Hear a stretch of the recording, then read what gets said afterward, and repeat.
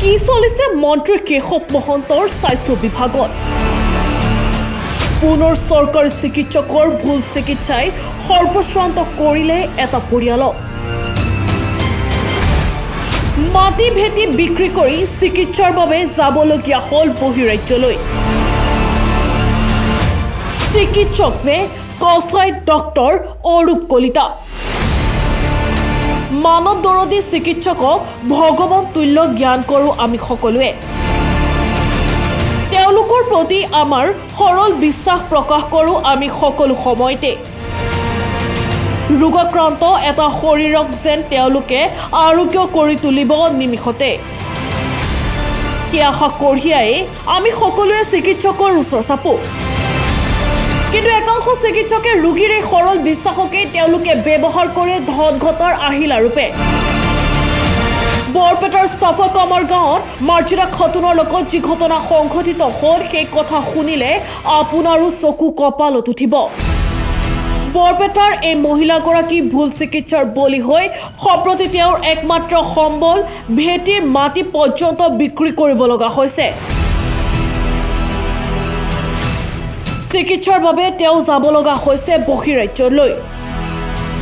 উল্লেখযোগ্য যে মাৰ্জিনা খাতুন যোৱা অক্টোবৰ মাহতে তেওঁ প্ৰসৱ বেদনাৰ বাবে বৰপেটা চৰকাৰী হস্পিটেলত ভৰ্তি হৈছিল গৰ্ভৱতী এই প্ৰসূতিগৰাকীক চিকিৎসা কৰিছিল চিকিৎসক ডাক্তৰ অৰূপ কলিতাই কিন্তু অৰূপ কলিতাই প্ৰথমে প্ৰসূতিগৰাকীক স্থানীয় বিনাপানী নাৰ্ছিং হোমলৈ প্ৰেৰণ কৰে আৰু তাতেই অস্ত্ৰোপচাৰৰ দ্বাৰা এটি সন্তান প্ৰসৱ কৰায় কিন্তু ইয়াৰ লগতে ভুল চিকিৎসা কৰি প্ৰসূতিগৰাকীৰ মূত্ৰনলী পৰ্যন্ত কাটি দিয়ে যাৰ ফলত প্ৰসূতিগৰাকীয়ে এতিয়া জমৰ যাতনাক ভুগিব লগা হৈছে বৰ্তমান তেওঁ যুঁজি আছে জীৱন মৃত্যুৰে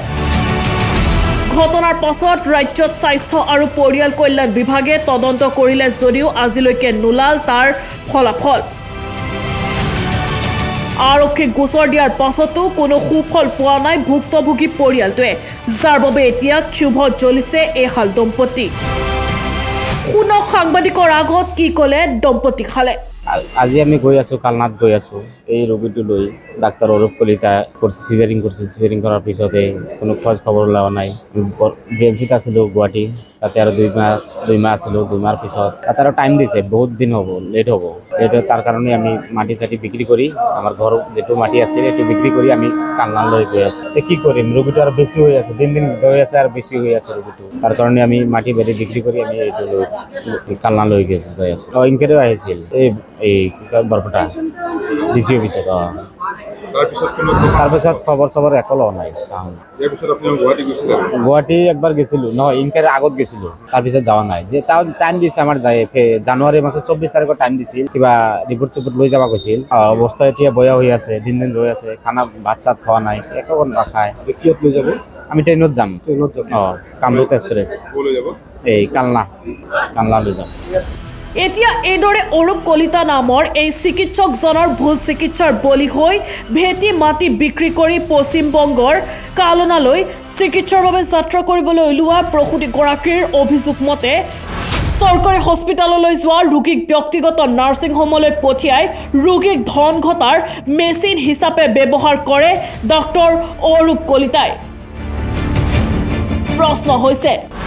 ইমানখিনি অভিযোগৰ পাছতো আজিলৈকে কিয় নহল তদন্ত চিকিৎসকৰ হাতত বিক্ৰী হ'ল নেকি তদন্তকাৰী বিষয়া কিয় গোচৰৰ পাছতো নিমাত বৰপেটা আৰক্ষী টকাৰে চিকিৎসকে মুখ বন্ধ কৰি থলে নেকি আৰক্ষীৰো অসুখ বেশি হয়েছে তার লেগে কালনা নিয়ে যেতেছে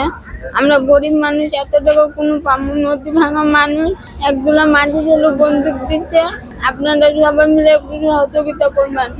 বিষ জ্বর খাবার বাড়ি নাই পাইপ নিয়ে থাকা বাড়ি বাচ্চারা কোলে নিবার বাড়ি নাই দুধ কিলাবার বাড়ি নাই 3টা মাস কষ্ট অরূপ কলিতাই সিজারিং করছে করে করছে অরূপ কলিতা কয় কেস করুক আজ পর্যন্ত খবর খবর কিছুই নাই। আমরা গরিব মানুষ, নদী ভাঙা মানুষ, একদোলা মাটি ছিল বন্ধু দিয়েছি মানুষের কাছে, যদি ছাড়াবার নাই পাই তাহলে আমরা থাকবো কোনো। আপনারা কিছু সহযোগিতা করবেন। 3 মাস 12 তারিখ হবো। হ্যাঁ, বাচ্চাটা ধুয়ে আইছি, যেমন কত কানবো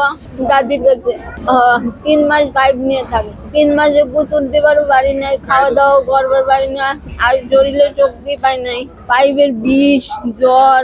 এত কষ্ট। ওই অরূপ কলিতাই করছে আবার কষ্ট আমার। জিতুল হোসেনের রিপোর্ট, প্রতিবিম্ব লাইভ।